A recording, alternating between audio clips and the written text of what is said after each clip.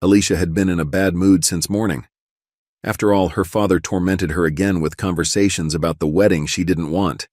It seemed that he was trying to force his daughter to get married as soon as possible, otherwise she wouldn't be able to find a husband. But Alicia didn't like Arthur at all, even though his father is her father's partner. Why should she sacrifice her life for the sake of their business? The girl saw what kind of family relations Arthur's parents have, and realized that most likely, the guy will also turn out to be a boring and annoying person. It is forbidden to go out, to communicate with anyone. It is only allowed to stay at home and do household chores. Household chores are not something bad, but not now. She is only 23 years old. She doesn't have to rush into it. Moreover, her father forbade her to invite her friends to the wedding. It will not be a fun party, but rather an important business meeting where only city officials and entrepreneurs have been invited. And she has to kiss Arthur in front of everyone. That's disgusting. Adam was driving to the office in a bad mood too. His daughter had become a very stubborn girl. He didn't understand why she didn't care about her future. Doesn't she realize that her father will not provide for her forever? Arthur was a perfect candidate because his parents have a successful business, and he is a smart guy. In the future, he will be able to run the family business. Adam will also retire someday, and someone will have to run his company too. But he was sure that Alicia would not be able to run a big company. A woman should take care of the household and children, and a man should run a business. If her mom, Lauren, were alive, she would explain it all to her daughter. But Adam didn't know how to talk about such things with his daughter. Besides, the man didn't want to tell her that he had heart problems. He realized that if his daughter found out about his condition, she would immediately begin to panic and lecture him that he should take care of his health and spend less time at work. It would be so much easier if someone could talk to Alicia. In the evening, I'll have to talk to her again and try to explain everything to her, the man thought. But after the evening talk, nothing changed. Father and daughter had a fight again. Alicia said that in the 21st century, women have the right to make decisions about their fate themselves. But Adam objected. Perhaps that's true, but only when women earn their own money. Otherwise, you should listen to those who provide for the family. Alicia was furious and shouted that she would never agree to give up her freedom and marry a stranger just because her father wanted to earn more money. After that, Adam could not stand it and said that if she and her fiancé did not apply for marriage registration tomorrow, he would block his daughter's bank cards and cancel her university contract. Alicia didn't know what to do. Since childhood, Alicia had dreamed of studying psychology. And now, when she got a diploma in foreign languages, which was her father's dream, she finally entered the desired psychology department, and she didn't want to lose this opportunity. Therefore, the girl broke the plate with fruit, showing her indignation. But Adam still managed to convince his daughter that this wedding was necessary. The next day, frustrated Alicia and happy Arthur filed an application to the registry office. The registry office employee, looking at the unhappy girl, had doubts about whether she should accept the marriage registration papers. But Arthur was very charming and persuasive, so the woman agreed and accepted all the necessary papers. After enduring this stupid process, the girl ran out of the registry office, slamming the door, and began to think about her revenge plan. She couldn't let them ruin her life. The girl came up with an unexpected and very simple idea. She decided that she would not come to her own wedding, let all those important officials and entrepreneurs go home hungry after the failed event, and she will remain a free person. But she has to pay her university tuition first. Once she came up with this idea, the girl's mood improved. Alicia checked her bank account to make sure she had enough money to pay her tuition. Then she quickly transferred the money to the university account and began to analyze her genius plan. Her friends would not be suitable to help her implement this plan, as they knew her father and would not be willing to fight with him. She decided that she needed to find some stranger to play the role of her wedding witness. It's important that Arthur goes in one car, and she and the witness will supposedly go in another. But the bottom line is that Alicia won't be in the car. The bride will not come to her own wedding. Perhaps after that, her father will realize that she is not his toy, but an adult person, capable of independent actions. Alicia made up her mind and began to look at the women passing by, but it took her a long time to find a suitable candidate to be her wedding witness. The girls she met were either too slutty or ugly or too rude. She realized that she couldn't choose an ugly woman with dirty hair wearing cheap shoes to be a wedding witness. Then her father would immediately figure everything out, and the plan would fail. Finally, while trying on a pair of stylish loafers in a footwear store, Alicia noticed a young woman diligently wiping the window. She was modest, pretty, neat, and obviously in need of money. The store was about to close, so Alicia walked up to the woman to ask when they could talk about something important. The stranger was surprised by such a request and replied that her workday would be over in 40 minutes. At the appointed time, Lily, that was the woman's name, was already sitting in Alicia's car. Alicia drove her to the local bar so they could talk without anyone interrupting them. On the way to the bar, Lily said that her husband had died, and now she had to provide for 3 children alone. She had a daughter and 2 twin boys. They lived happily, but a couple of years ago, her husband happened to be in the middle of a river in a boat when the thunderstorm started. He was killed by lightning. Now, the family is constantly short of money, and Lily is struggling to provide for her children. "You are raising 3 children alone. That's impressive," Alicia said in surprise. "It's very hard to provide for such a big family nowadays." "I have no choice," Lily replied with a sad smile. "But only Maria is our biological daughter. I found the boys outside our house. Someone left a basket with the babies in it and left without leaving any note. We took them home, bathed and fed them, and then called the police, but they never found the birth mother. My husband and I didn't want to give these children away. After all, my husband has long dreamed of a son. This is how Michael and Gregory became part of our family. They are 5 years old now." "I have an opportunity to help you," Alicia said confidently. "I will try to explain my situation. My father is forcing me to marry a man I don't love. I don't like scandals, so I've decided that I'm not coming to the wedding. But I have to hide my plan until the last moment. You'll get in the car with me, pretending my wedding witness. But on the way to the registry office, I'll get out of the car and you'll arrive there without me. You don't have to do anything at all. At the registry office, you'll say you have no idea where I am. I will pay you for this favor, so you can buy your children whatever they need." "I don't really like this plan," Lily admitted. "But Maria needs a new computer and Michael needs a pair of orthopedic shoes." "So you can help everyone, me and your children," Alicia concluded, noticing that her new friend was no longer resisting the idea. "Tomorrow you and I will go to pick out a dress." On the way home, Lily was confused. Alicia's plan seemed strange to her, for she didn't like to lie and be involved in weird games. But on the other hand, she offered good money for it, and nothing illegal was required. Yes, the groom and guests will be disappointed that the bride will not come to the wedding, but Alicia has the right to live her life the way she wants. Besides, this weird plan will help the woman to buy everything necessary for her children. "Mommy, you're finally home. Did you buy anything yummy today?" the children asked excitedly, checking Lily's bag. But they didn't find anything there again.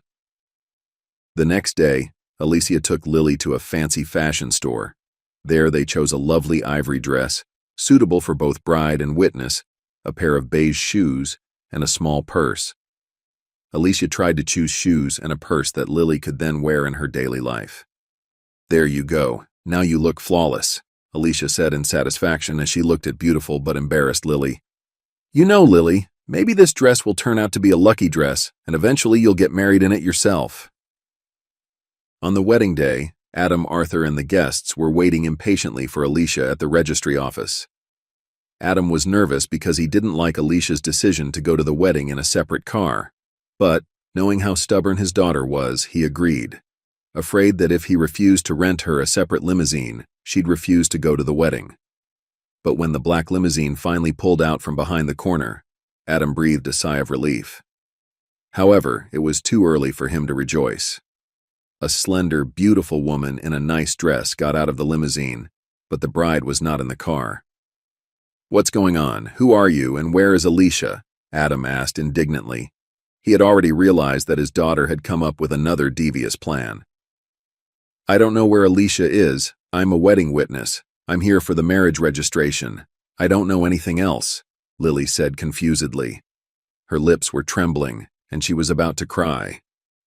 Is this some kind of circus show? The groom's father shouted to his business partner Adam. Is it a wedding or a prank? Where is the damn bride? Adam, does your daughter have any idea how much we paid to organize this stupid wedding? Even if she changed her mind about getting married, she could have just informed us, instead of making this stupid show. What are we supposed to tell the guests now? Arthur, who was standing next to his father, said nothing. He was smiling ridiculously and tossing the torn petals from the wedding bouquet nervously to the ground. The guests didn't understand what was going on and demanded explanations. Adam inhaled more air and turned to the witness again. She was pale, and she was looking at him intently. This look made Adam forget for a moment about his daughter's ruined wedding, because he had already seen such eyes. One was green, and another was blue. And those eyes had once been very dear to him. He no longer noticed the cries of the relatives and the complaining of the guests. The man thought of Nancy, his first and greatest love. The young woman standing in front of him now looked very much like Nancy. She had the same straight nose, the same hair, the same cheekbones, and a dimple on her chin. Adam couldn't believe it, and he asked the stranger in a hoarse voice, "Excuse me, miss, can I ask you, do you happen to know a woman named Nancy? She and I were very close years ago." "My mom's name was Nancy," Lily replied, "but she passed away 3 years ago." "Adam, what are you talking to her about?" the groom's father asked indignantly, unable to calm down. "Are you hoping that the witness will turn into the bride?" But Adam and Lily didn't react to anything. Lily's surprised eyes widened even more, and she asked, "Are you Adam Smith? How do you know me?" "My mom said that was my father's name." After these words, they fell silent. Adam stared in surprise at his suddenly found daughter, and his whole life flashed before his eyes. So Nancy's parents took Nancy away abroad when she was already pregnant? Why didn't they tell me? Well, I think I know why. They never liked me, and they didn't want Nancy to date me. But why didn't Nancy say anything later, when their family came back from overseas and her parents lost their business? I could have helped the baby. I guess Nancy didn't want to bother me and ended up a single mother. I can't believe it. She's deprived our baby of a father. Adam took Lily's hand and said, "Come with me, we have a lot to talk about." But they never got the chance to talk. The shock of the failed wedding and the unexpected news about his daughter was too much for Adam's heart. He didn't even have time to cross the threshold of his house. Suddenly, he turned pale and began to fall, trying to grab the door. The ambulance arrived very quickly, and suspecting a pre-infarction condition, they took Adam to the hospital. Confused, Lily stayed in the hallway, not knowing what to do now. "So, how did it go? Was everyone surprised?" A quiet voice came from the stairs. Alicia was standing on the stairs. The girl was very upset. She didn't expect this outcome of events. "Why did my father bring you to our house? Did he want to interrogate you?" Alicia said quietly. "No, but I don't know how to tell you. It turned out that Adam is my biological father." "No way," Alicia said in surprise and sat down on the stairs in shock. A lot of things happened in the next few days, but there was only one positive thing. Adam hadn't had a heart attack, but the doctors decided it would be better for him to stay in the intensive care unit. He didn't want to see Alicia and forbade to let her into his room. Only Lily came to see him in the hospital. They talked a lot about life and shared memories. Adam also told her that his business was in danger. His business partner has not forgiven the ruined wedding and is now trying to divide the business, of course, for his own benefit. In the current situation, staying in the hospital means almost total bankruptcy for Adam. Alicia was suffering at home. She had lost interest in life's pleasures and regretted her stupid idea. Lily felt sorry for her, but she didn't know how to help her sister. Alicia fell into depression. But one day, Lily met her sister. Alicia was in high spirits and cheerfully announced, "Lily, Daddy has found an experienced business consultant. He promised to get our business out of financial problems. Would you like to see him? He'll arrive in 20 minutes to pick up some paperwork. Do you think I can tell if it's an experienced consultant?" Lily smiled ironically. "I know absolutely nothing about business." But you know a lot about people because you've had a hard life, Alicia said confidently, and they decided to wait for the business consultant together. The savior was a man of about 30, with intent eyes and a businesslike manner of speaking. He sounded like a very competent man, constantly asking business-related questions.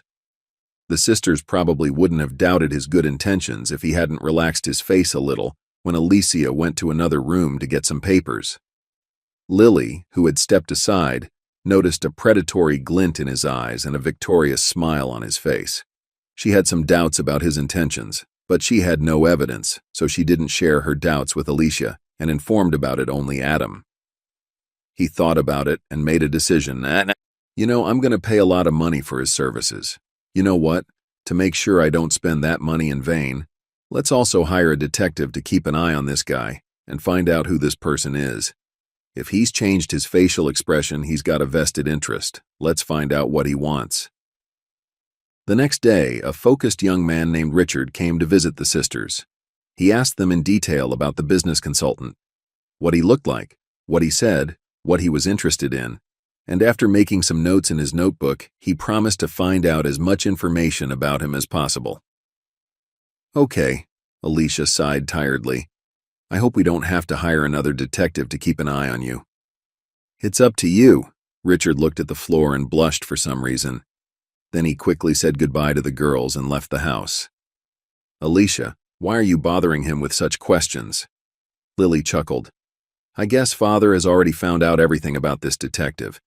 Didn't you notice he liked you? He even blushed when you asked this stupid question. What makes you think he likes me? Alicia asked in surprise. I didn't notice anything like that. Or am I not noticing anything at all because of stress? You just never met any modest young men until now, her sister answered, and suddenly changed the subject of the conversation abruptly.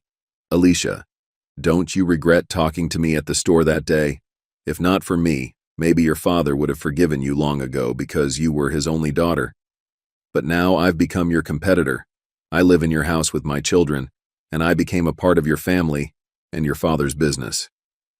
What's done is done. We can't change anything, Alicia said confidently and added, I don't believe in coincidence. I met you that day for a reason. I didn't notice anything around me before.